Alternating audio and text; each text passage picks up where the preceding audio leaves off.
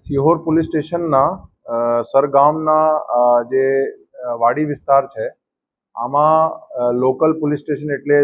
Sihor PI અને એના staff દ્વારા જેમાં ખાસ કામગીરી હતી ઘનશ્યામ હુંબલની આ લોકો દ્વારા રેડ કરવામાં આવી હતી જેમાં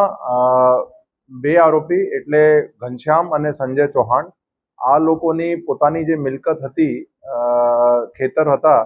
આમાં 3 વીઘાની જમીન ઉપર આ લોકો જે છે અફીણ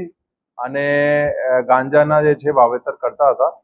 તો રેડ પછી જે છે ટોટલ અફીણના છોડ 1100 કેજી જેવા કબજા કરવામાં આવેલ પછી ગાંજાના જે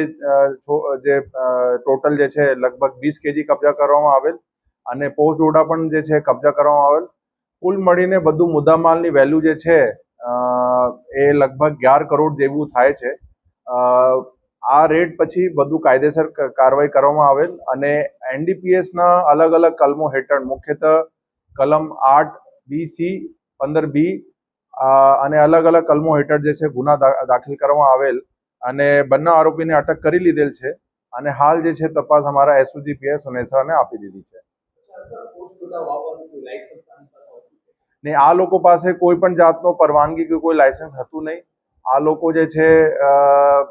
ગેરકાયદેસર રીતે જ એના જે છે વાવેતર કરતા હતા અને આ બાતમીના આધારે પછી જે છે કાર્યવાહી કરવામાં આવેલ છે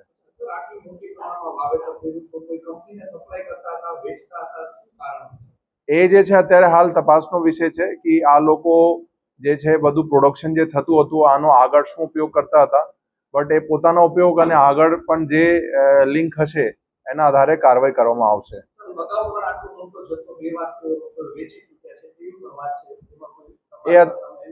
એ અત્યારે હાલ તપાસનો વિષય છે કે પહેલા એને વાવેતર કર્યું એને વેચાણ કર્યું એ બધા જે છે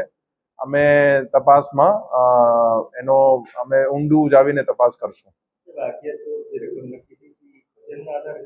હા એ વજનના આધારે નક્કી થઈ છે એનો બકાયદા જેટલા પણ એનડીપીએસના કેસીસમાં જે ડ્રગ્સ પકડાય છે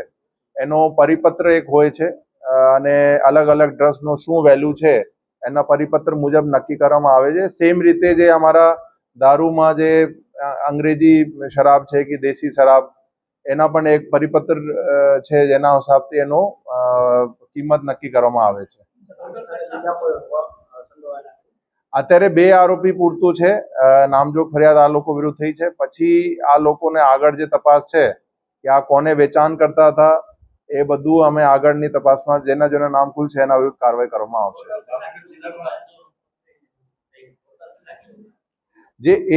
જે વેટ છે ખરેખર અફીણના છોડના છે અફીણના જે દરેક પ્લાન્ટ